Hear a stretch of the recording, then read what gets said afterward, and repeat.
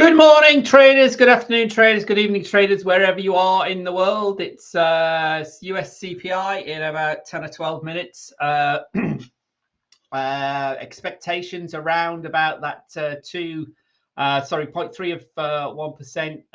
Obviously, the core number is what's going to be key. Let's just bring up the. Let me just bring up the our calendar. I should have opened this before. Sorry, excuse me. Yeah, the core number is what everybody's focusing on. We remember that this idea of the stickiness of US inflation, particularly the services sector, it's just sort of won't take that leg down to where the Fed would like it. So here's hope you can see this. So this is the headline, 2.9%. The core. Where's the core gone here? Core 0.3 of 1% and 3.1%, 3.2% last time. So it's just, hanging around. Obviously, goods inflation is going to have really significantly from that 7 or 9% high we had a couple of summers ago. But really, the services sector is hanging on. The housing sector, the shelter sector, as as they call it, is hanging. Oh, you can't see that, can you? Let me make that a bit bigger and make me small. There we are. So these are the numbers we're looking at today. The monthly 0.3 of 1% for the core, and the key annualized number 3.1%, and the headline, which everyone will be focusing on, keeping under 3%, but still significantly above that 2% target that the Fed have got, 2.9%. And the core 0.3 of 1% as well. The headline 0.3 of 1%, and it's been stuck at that level for 5 or 6 months now, I think. So it's the cooling within the services sector isn't happening, and what the market is worried about, which is why we've seen this big step back from the rate cuts from the Fed. And again, yesterday, Powell, his first day of testimony to the Senate, was talking about, we're in no rush to cut rates. The market's already priced that in. And I was reading an article yesterday by Larry Summers, former, he's obviously a bit over on the left-hand side of the political spectrum, and a big Labour economist, Labour market economist. But he's talking, his gut instinct is the next move from the Fed will actually be up, and that traction or that chatter is continuing to gain a bit of momentum. Personally, I can't really see that yet, but who knows? What do I know? I'm no economist. We just trade what we see and take it from there. But I say this is today's or this week's vital piece of data that's going to come out in about 15 minutes. How the market reacts to it, obviously only the market will tell. But we've still got the momentum really on with stocks. Let me just start with do this the other way around. We'll come back to the euro, the forex markets in a minute. The market continues to hold up, and stock markets. Sorry, that's 5 minutes. Let's just go up to the higher time. I'll get these mixed up now. We were very mixed yesterday into close for the US stock markets, but we are generally still hanging around at these all-time high levels. So we're still sort of clustering around these tops. Yes, we've had a double top. So we're talking about inverted head and shoulders pattern, and we could have a big decline once earnings season is done and dusted and all out of the way. Most of that is we're coming to an end of that, and it has been relatively positive. We had some good data yesterday for Coca-Cola, for instance, major consumer brand, obviously. So we've had this dip into the 20-day moving average and rally back up here on the Dow. If you look at the S&P 500, similar sort of pattern, consolidating at high still. So basically the story is, stocks are hanging on to their gains. We had a bit of a worry of a shakeout, but S&P 500 back over 6,000 quite significantly. Haven't been able to take out the all-time high of 6,100, and the Nasdaq, which is obviously more vulnerable to interest rate hikes or cuts, sort of a bit weaker. Some of the tech stocks have been taking some hammering. Tesla took another hammering yesterday. I think it's more to do with the political shenanigans from its CEO and boss, to be honest.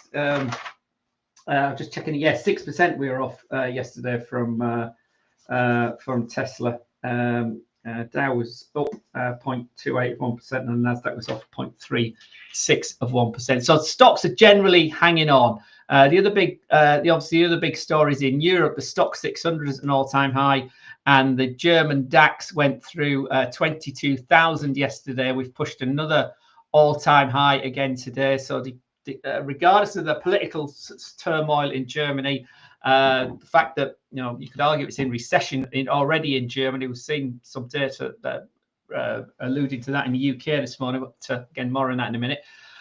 So stocks continue to move high. Remember, a week on Sunday, I think it is the 23rd. Yeah, a week on Sunday, they've got the German elections when the right wing is quite a significant stake. So all to play for in Germany. But as far as trading the DAX is concerned, the market continues to rally higher. And just finishing on the FTSE, where we've got the indexes open again, new all-time highs here across the channel, English channel in the UK as well. 8,795 we've been to this morning, record high, big strong day on Monday for the FTSE, so pushing higher. The other key market, the gold market, everybody's favorite, new all-time high yesterday. We went to 2,943 area, but as you can see, we cooled into close yesterday, and we're cooler again today. So if we look at the hourly chart for the last couple of days for the gold market, you see there's our top yesterday, but then we cooled all of yesterday under the 50-hour moving average for the first time in a few days, and continue to move down this morning to 87.77 so far this morning. I've got a key previous level here at 286.41. For some reason, it's usually on the chart for a reason, so that might be our downside target today as this continues to cool. As you can see, the RSI is moving down quite significantly, still not into overbought, and the MACD, just as importantly, or more importantly for many, as the ATR, obviously volatility is lowering as well, and MACD decline there on that 1 hourly chart for gold. So is the run over? Well, who knows? We haven't really seen a recovery in the dollar, but there's a lot of priced in about how much expectation there was regarding this inflation, what the new president is doing in the United States, what Trump is doing. I mean, if you start rattling them all off, there's reciprocal tariffs is the other big worry for this week, which means basically any import tariffs that countries place on US imports, the US is going to do the same for countries, friends and foes. So we've already had the big story about China. That's the only one that's really nailed down. The Canadian and the Mexican situation has been postponed. It's 3 weeks, still 3 weeks away for now. But Europe is still very much in his crosshairs. And then he announced steel and aluminium tariffs this week as well. There was chatter that Japan and Australia were potentially going to not be in those crosshairs, but that's been kicked back by Navarro, one of his big trade envoys, quite a what's the word? Voluble character as trade secretary, very anti-China, Navarro. So yeah, Australia thought they were going to, and China and Japan thought they might be missing out on steel tariffs, but that doesn't look like that's going to be the case. So all of that, you feed all that into the inflationary story, and that's going to stoke potentially, goods inflation as well in the US. So the stickiness of the service inflation is still around. It hasn't gone away, regardless of the the incumbent in the White House. And we now got this potential tick in services as well. So the big numbers, in goods as well, because of these particular tariffs on all goods, as well as obviously the steel imports as well. So anyway, all will, as with ever with Trump, all the devil will be in the detail, and how much of this actually comes out to play. But I said dollars a little bit on the front foot again this morning. If we look at the euro here on the hourly chart, this is yesterday. We were yesterday morning. We were down here at the 103 level. We've covered that. Haven't quite got back to 104 yet, but we've rallied a bit and we've come down in the last couple of hours. Dollars come down in the last couple of hours. So our day high is at 103.86. So watch that as we go into. Let's stick this on this chart. I had it on some other charts and I'd set it up on. I think it was these VWAP ones. Let me just check. Is it the VWAP ones? It might not have been. It's a MACD. It was the MACD. Sorry, just talk to myself. Just, did I set up the? Oh, I can't remember. So I was setting these up earlier, but I can't remember what platform. Let's go back to the white one because it's easier to view, isn't it? I think for you guys out there. So yeah. So let's just put this on here while we got this. We'll have a look at how this plays out. So that's our high for the day. Sorry, it's not that. It's just happened here in this last hour or so. So we got to 103.85. Our low for today so far. Today's started. It's been down here under the. Actually, it was under. Yeah. So we have actually been. Our day started today. So that's our range for the day. I'll come. This will be more visible. We go into the chart. So that's our low for today.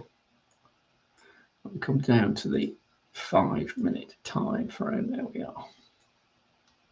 So there we are. So we've just in the last hour or so we've hit. Oh, there we go. Have I talked over the data? So there we go. Data is already out. So we've got a obviously a surprise for the data. CPI is coming at 3.3%. So the core is coming in at 3.3%. Let me just refresh the calendar here for that's a big spike up. So this is even before any of the tariffs have taken place. Anything he's decided to put on China and Canada and Mexico, whatever it is, the Europeans. So this is quite a significant headline number here, my friends. 3.3%. That's quite a lift for the core number. Headline has drifted back up again. So it's obviously there's some, either the services is really hanging on, or there is some tick up in goods imports as well. So core CPI is coming at 3.3% on an annualized basis. For January, it's coming at 0.4%. It's the highest it's been in 5 or 6 months. And the headline is coming at 0.5%. That's coming significantly higher than it's been for a long time. I'll just bring up a calendar for you with it. Shows you that on there. Let me bring up the Forex Factory calendar. You can see that's a significant spike in the core and the CPI data. Let me just bring that up. If I bring that up here, we just get rid of that and I'll bring that up for you. So this is over on the Forex Factory. You can see here 0.51%. It's a significant increase. It's the highest since sort of April 2024 for the month-on-month number. Similarly for the key core number. Look at this core number up here. It's got back to the spring of 2024. So that's quite a significant spike to the upside. As I say, and annualized now 3.3%. Our calendar's talking about this 3% level as well. But the key one really that's really grabbed the market is this 3.3%. So we've seen this immediate reaction in the dollar strengthening. Euro's fallen there. Sterling, I would guess, will have similar sort of pattern here, back under 124.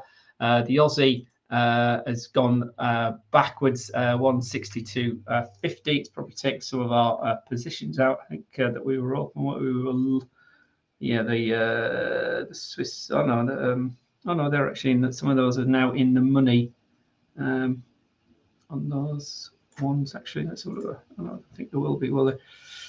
Yeah, it's just the Swiss. The dollar Swiss is finally in the money, but I think dollar Aussie CAD probably has been taken out. So that's quite a significant surprise. Markets don't like surprises, hence we've got this significant move here against for the dollar. So dollar CAD 143.32, so similar move. So Aussie, let's just go back to the euro. So the low today have taken out instantly. So where are we going here for the euro? If we just go up a tick of the time frame, so let's just go back to our hourly chart here for the euro. We can see huge move down. All of yesterday's gains getting wiped out, and obviously at 103.18, that brings in the spectre of the 103 level. It's the 103 level that we saw yesterday as well. So that's a very positive dollar number. You would expect indexes to have weakened on that. Let's have a quick look at S&P, how that's reacted. And unsurprisingly, we're down to 6,021 from 6,006. So it's a 40-point drop for the S&P 500 futures, off quite significant. Nasdaq 100 ran into its daily resistance there, off nearly 100 odd points to the downside. Gold would have continued to unwind, or would expect, and indeed, so that was where we were earlier, and we're down into this the area I was just talking about before. So maybe some buys at 28.60 for gold traders. We're currently trading at 28.66 at the moment. And again, I'm not quite sure why that line's on there, but I say it's usually there for a good reason. So watch that for any potential bounces from that. But certainly the immediate reaction to the hotter than expected, much hotter than expected, in fact, excuse me, US CPI data. Remember, it's the key data of the week. We'll see what the White House has got to say later on. Interesting, obviously, Powell has also got his second day of testimony today, and that'll be a bit more interesting given that spike up. So lots of people have been trying to talk down inflation for many months, given that we'd had that flatlining, but certainly it started to pick up, and we've yet to see any of the impact of what the market was expecting from the tariff impose. The new president coming in, so the only ones that are really in place at the moment are the Chinese one, and then it's how much retaliation from the countries where these tariffs are imposed. They start to ramp up. Every country has stood by their obviously their own businesses and their own interests. So Canada, Mexico, the Europeans yesterday, Ms. von der Leyen was very robust in the defense of Europe. The Japanese, the Australians as well are getting dragged into this, so they'll be similar putting their stakes out. So that all of that just adds to the potential inflation. Remember, it's the US consumer who's been remarkably strong, and US businesses that end up paying for all of these tariffs. Obviously, it's worded and presented differently by the administration, but ultimately it's the consumer and the businesses in the US that will pay extra costs for imported goods or goods they demand, unless there is a huge move of manufacturing back to the US, and that didn't happen last time. So, and the tariffs last time were, again, it was a lot of chatter, a lot of talk, and the actual impact was, again, it was more the fear of what was going to happen than actually happened. So, anyway, let's see. We've got a stronger dollar on the back of that higher inflation count. We've probably got a tick up in expectations for the Fed to cut rates, but having said that, there's obviously nothing happening for next 2 or 3 meetings as far as the Fed Watch tool was concerned, and June was the only one. So let's just see how that's impacted this free tool. Remember, it's not completely accurate simply because it's a free internet tool. So nothing's happening in March, nothing's happening in May. June was the one, it was about 50-50. Yeah, so we're still about 50-50, 48-43 for a cut in June. July it's probably eased up. No, again, it's not massive, but so you know the expectations are there still will be cuts, but much further down the line into the second quarter. And possibly even into the third quarter if we run up. Well, this is third quarter, isn't it? Into July. So let's see. Obviously, how things pan out, but certainly that is quite a surprise. I'm somewhat taken aback with the strength of that. Be interested to see what the actual detail is, which I haven't been able to see at the moment. So, but certainly that core number at 3.3%, that isn't a headline we were expecting today at all. And again, Powell's testimony starts at 1500 hours, and it might have some more nuance today than it did yesterday. It was very defensive. It was all about, there was lots of chatter about regulatory stuff yesterday, and very specific US banking situations yesterday as well. But yeah, it'd be interesting to see how more chatter about interest rates and expectations from the Fed as we go forward. Again, he refused. He handled it very well about trying to get pulled into commenting on the president and the policies coming out of the White House, but that wasn't happening. And I think people forget.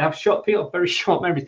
Powell was actually appointed by Trump. I mean, although he's shouting about more interest rate cuts, and he's going to take over the Fed and blah blah. I didn't say that, but what he implied. So yeah, his position is he's still okay, I would argue, very much so. So yeah, interesting to see what he has to say today. So yeah, stronger dollar, weaker euro, weaker sterling, weaker yen. Yen's been weakening anyway on the cooling of expectations from the Bank of Japan as well. So we did have come along. Oh, I lost my neck. You still there? I've lost my Japanese yen. Let's have a look at Swiss franc. There's my Swiss franc. So we're finding the money on that trade. I don't know where. Can't remember where I think it was 91.35 on that one. But that's Swiss franc. Let's see if the yen's coming back. The yen doesn't want to play games with us. Euro 103.18 now. 103.18. So we're still 18 pips short above that that high level. But first 5 minutes, big reaction to the downside. Second 5 minutes, down again. And we're into our third 5 minute, where we can have a first 15-minute chart. So it's a move lower. We're into this cluster area here. Next one down is 103.13, and then 103.3 above the 103 level here on the 5-minute chart. So we are weak. We have gone oversold, but that was a big surprise. Not a surprise. We could have some more weakness once that data is analysed. I can't show you the yields on here, but one would imagine yields have moved quite significantly on that surprise spike in inflation as well. Lost my feed over here. Let's have a look. 2-year yields 4.3822, so we're up 0.01 on the 2-year, 5-year, 10-year also up 0.0925 of 1%. So consumer prices much hotter than expected, half of 1%. Let's just go back to the calendar again. Half of 1%, the headline. This is what's caught everybody out. Half of 1% for the headline. The annualized back to 3%, so still a whole percentage point. And in sort of percentage terms, if your target's 2%, you're at 3%, you're still a significant away from, aren't you? And we've spiked up. So is the January number an outlier? Because as we saw in if we look at look at this core number here. See at the corner, we've been relatively flat, stalling, but it's spiked up. So is this a spike, and this is going to come down like we did during the summer after April last year, or is this a spike up and we're going to hold up these highs and we're going back this way? I'm not sure, but you know, it could be a significant spike if a lot of this trade chatter becomes reality, and we do get some intransigent views. Obviously, Trump likes to do a deal, but you know, he's thrown a lot of mud against the wall. Some of it's going to stick, and some of it won't. But he's the America First policy is very much in place. He's doing what he said he was going to do, and he's hitting friends and foes alike. So you know, the list is getting longer. Some that, as I say, some that thought they might be avoided.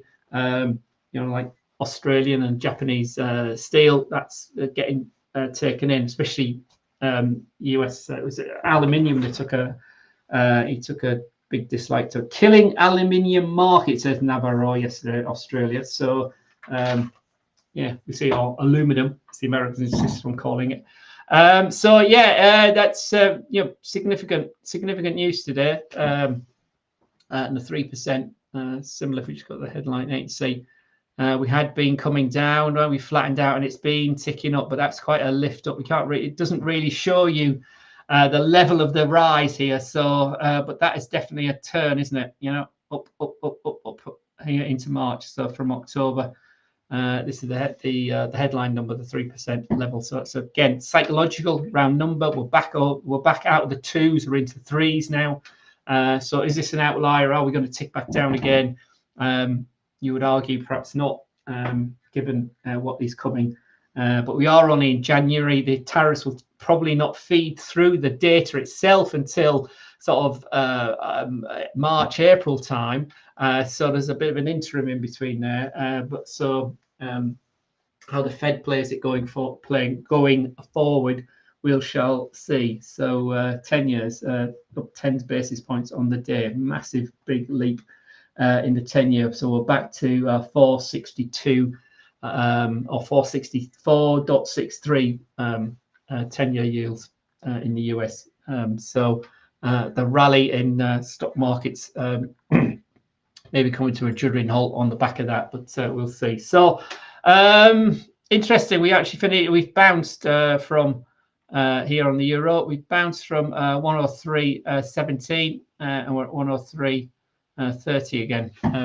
So I'm going back a wee bit from that big move down. But if we look at our 10-minute calendar, our 10-minute candle, big one down, and our 15-minute candle that's just completed is negative. So it's into this zone here. So it was this 103.30 zone where we are at the moment.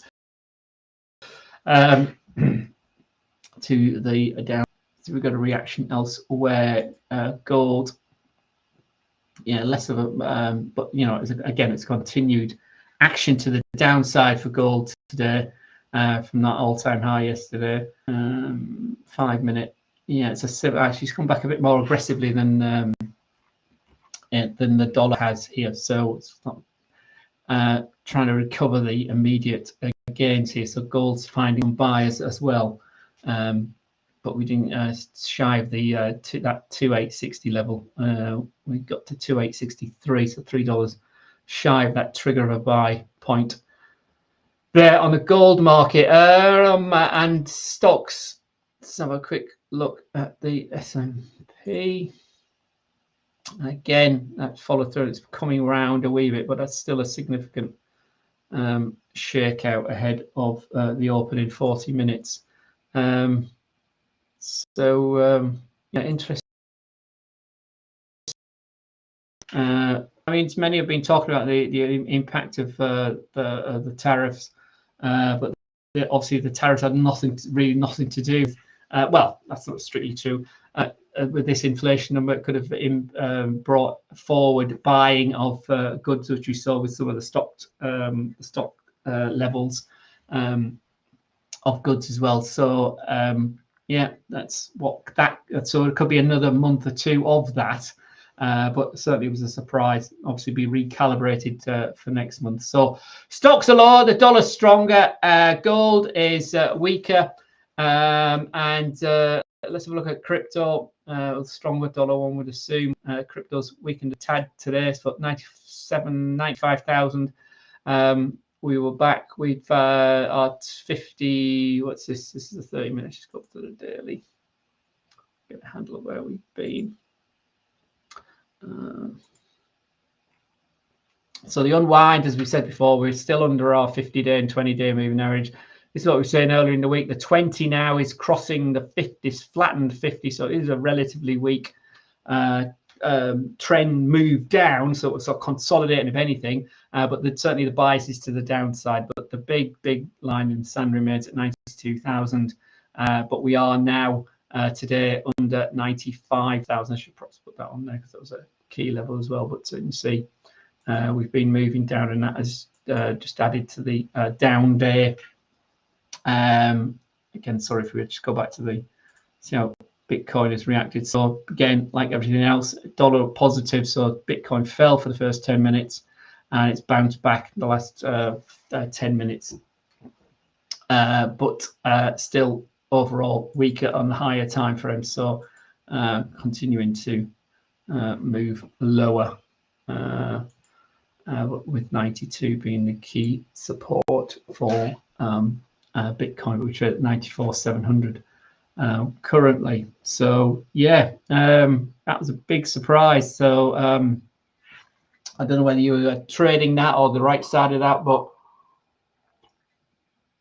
one would expect that to take a while to be absorbed, but certainly that's the weakness we've been seeing in the dollar recently. Let's go back to the dollar. Over the last couple of days, might be turning around. So this, sorry, let's go back. Yeah, this daily. So the weakness we've seen in the dollar the last couple of days may be turning around. As I say, here on the daily chart, you can see gap on open on Monday. We came back yesterday quite strongly, but we haven't broken the 20-day moving average, or indeed obviously the 50-day moving average. So 103 is the next downside support for this one. So we'll see how that moves down. So breach of 103 take us into this this cluster down here at post non-farm payroll in January around that 102 level. So so the rallies have weakened, haven't they? So that's our long leg.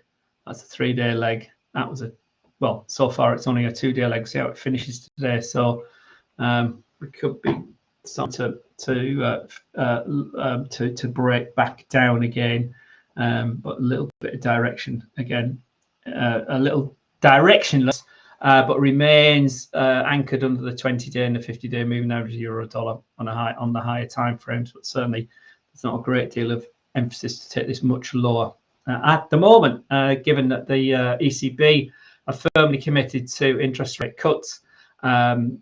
It looks like the Fed are on pause at least the next two or possibly three meetings into the second half of the year potentially. And then the impact of the tariffs and everything else. Any of the other policies that Trump is going to start putting into place. Remember, it's still very, very early. It's only the 12th of February today. It's little over, 20th of January is inaugurated, wasn't it? So it's a little over 2 weeks.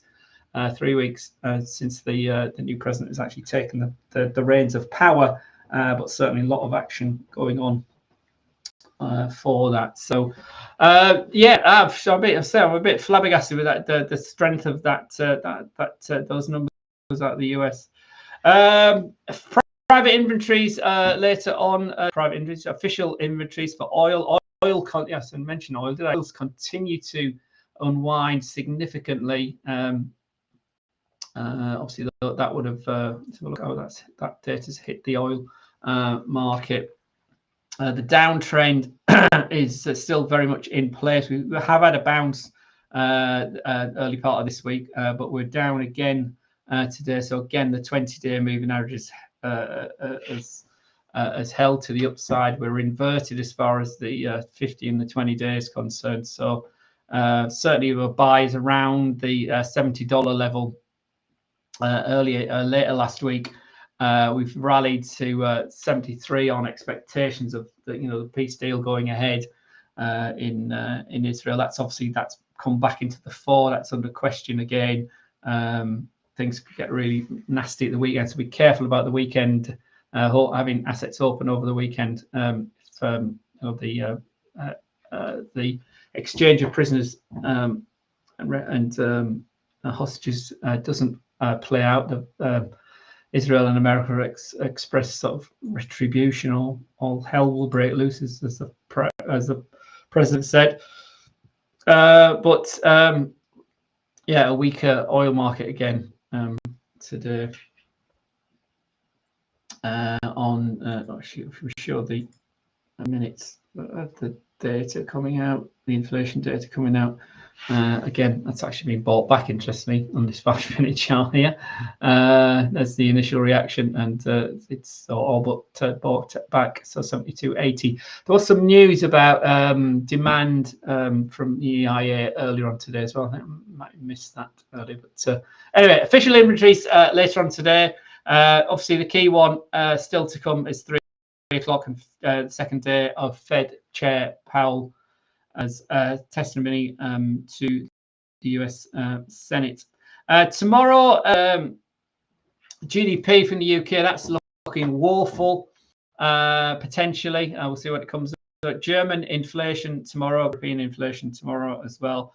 And we've got PPI out of the United States tomorrow. Remember, producer price index. That feeds into the consumer price index. So is that going to be as hot? It's tracked CPI down, or it's led CPI down. It didn't show signs of leading CPI higher. So this will be really interesting tomorrow as well. It's normally less volatile, a PPI data tomorrow, but that'll be interesting again tomorrow, given what we've got. Friday is retail sales out of the US, foreign tomorrow is the main tomorrow, and I think the markets US is closed on Monday, isn't it? It's I can't remember what the holiday is on Monday, but I think US markets are closed to start off next week. We'll check here.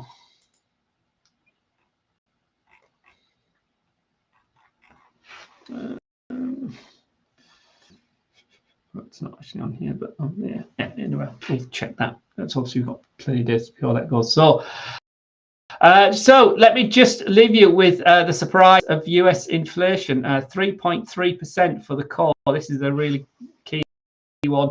Headline 0.3 of 1%. If you'd like to open an account, basically, it's very, very straightforward. I'll go back out of the calendar. It's very straightforward. Our evaluations are here. Our challenges are here. You take it in 1 step or 2 step. The 1-step challenge, you need to prove yourself with a 12% gain on your account. Let's look. On your first phase, so you can become a funded account just being 1 step. Your daily loss is 4%, and your maximum loss over the period of the challenge is 7%. So give it a go if you want to do it in 1 step. Most people take 2-step challenge. Challenges start from $85. There are ask, and you can get some discount on that. But if you want to account a decent size account, look at the 50,000 or the 100,000. $300, few $100, but you've got a lot to play with there. You've got a lot of margin. You can have a lot of open trades, test lots of different types of policies, approaches, and see what. So long as you keep yourself within these quite relaxed, to be honest, targets. If you are a trader that's hitting these sort of losses, you're not going to be in business very long anyway. Whether you've got a prop trade account, a funded account, or your own actual $5,000 or $10,000, you need to be, always managing your risk, and that's one of the big, certainly for me personally, that's one of the big appeals of the PropTrade business, and us at theproptrade.com in particular. So, come and join us, my friends. We're here to help. daily video, lots of information on our website. So take care, stay safe, and I'll see you all tomorrow. Tomorrow night, I'll be doing something about swing trading. We did a scalping setup yesterday, so have a look at that video if you haven't seen it.